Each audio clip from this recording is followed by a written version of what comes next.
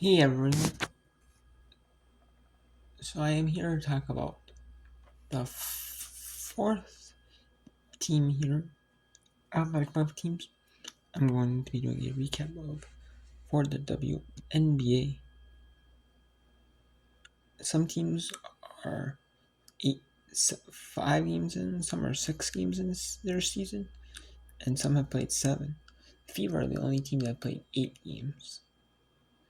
But I'm going to be talking about every team 1 through 12, and I give you my thoughts on the team. So far, I gave you my thoughts on the Connecticut Sun, the Las Vegas Aces, and the New York Liberty. I'm going to give you my thoughts here on the Minnesota Lynx, who are the 4th place team in the season. They beat the Seattle Storm 83-70. Then they beat them 102-93. Then the Sun beat them 83-82. Then they beat the Liberty 80-67. Beat the Dream 92-79. And they fell the Aces 80-66. But they've been a solid team though. They had a close 1-point loss to the Sun, which was really. And they have some solid players on the roster there. Nafisa Collier, who's going to give you everything, give you the points, give you rebounds for sure, throw in some assists, run maybe a few assists, maybe a little bit of some defense as well.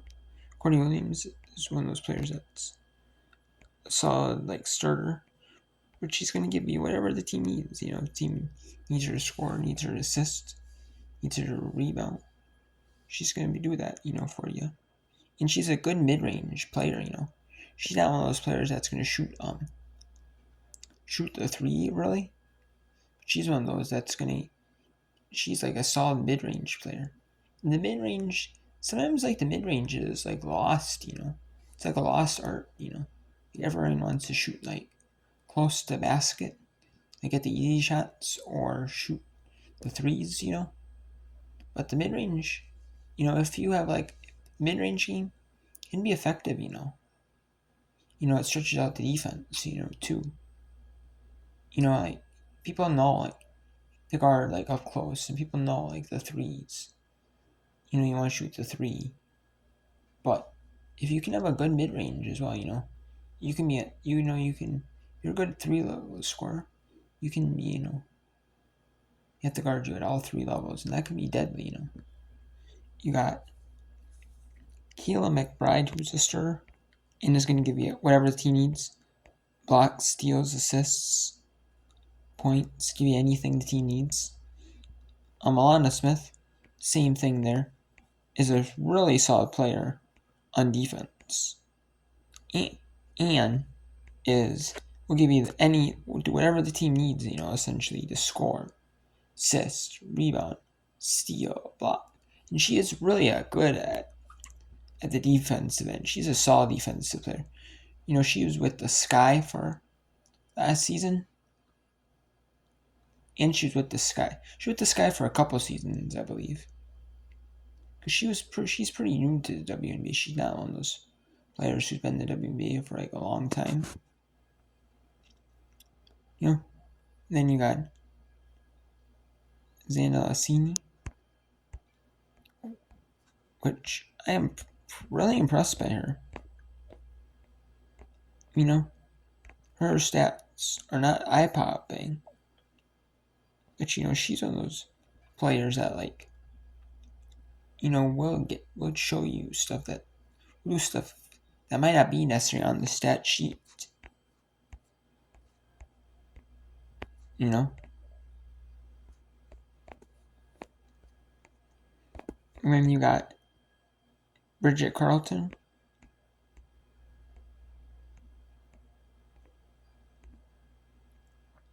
Bridget Carlton is a really solid player.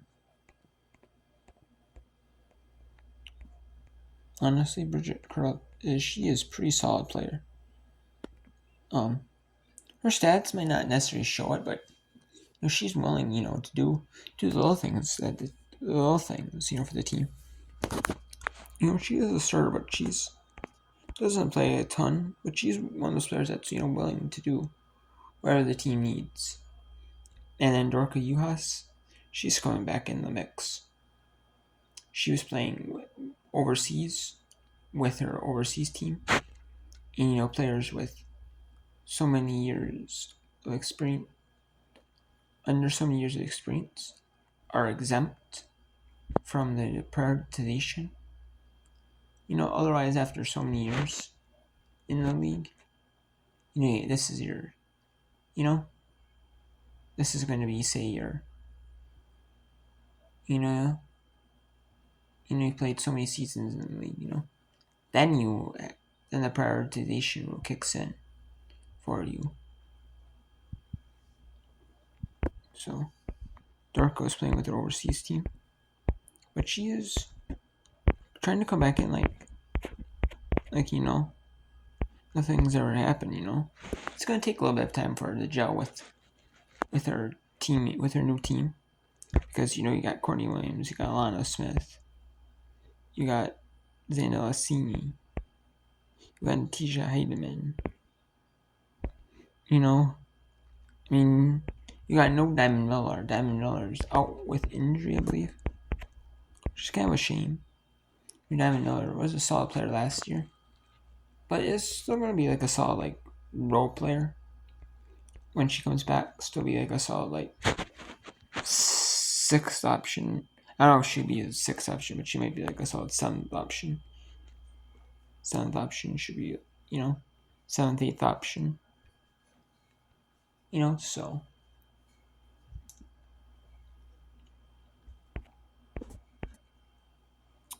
Which, sometimes Minnesota really is missing. They're only playing 8 players. And they're playing their starters. Other than, Bridget Carlton, played her 23 minutes in this game against the Vases. Played Xana Lassini 20 minutes. Played Orca 14, played almost 8 minutes. So, they've been playing. They're resting them a little bit, but they're not really. They're resting them during media timeouts, or before media timeouts for a little bit, or after meet. Then the quarters. But I don't see Minnesota going ultra far in this season. I don't see it going ultra far, but I don't see them. Slouching either though. I could see them being preseason, before the season started. I had them going I would say top 5. I had the Aces. Aces and Liberty would be 1 and 2. Would fight for 1 and 2. And then you have the Sun at 3. And then I would say the Storm would be 4. And then you might have the Lynx at 5. And then maybe the Mercury at 5. The Mercury, I could see seeing the Mercury at 5 maybe, but I think the Mercury would have been 6, and they would have been 5. Maybe you could say the Mercury is 5 because, they're on their super team, it didn't really look as scary as Skylar Diggins, Jewel Lloyd, and Becca Gumuke, and Ezzy, and they really haven't played it all together yet. And you got a lot of clashing personalities. You had maybe Sophie and Natasha Cloud might be but they found out a way to work it out. So yeah, the Lynx, I think they could finish top 4, top 5 team in this league. I think they could. I think they could win their first round series, best 2 out of 3. I could see that. They might need to go to a third game in that series in order to win it, but I could see them winning it. And then they would need to, and then I could see them playing another game, playing in the second round of the playoffs. Like last season, they lost to the Sun in the first round of the playoffs. In Game 3, they had to play all 3 games in that series. So I could see them going all 3 games in the playoffs this season, in the first round, having to win in 3 games. And then, I could see them maybe playing the second round, maybe going. I don't know if they'll necessarily win, because if they're the 4 seed or the 5 seed or whatever, they might have to play like the Aces or the Liberty or something. Maybe they go 3-1. Maybe they lose 3-0. But I could see them, doing 3-1. But I don't know if they necessarily get over the necessarily win. But I could see them going 3, making it even if they lose 3-0 or 3-1, it'll be in a really competitive series. So in the second round, in the semifinals. So that's my thoughts on the Minnesota Lynx for the 2020 so far. Those are my thoughts so far on the Minnesota Lynx so far. 6 games into their season.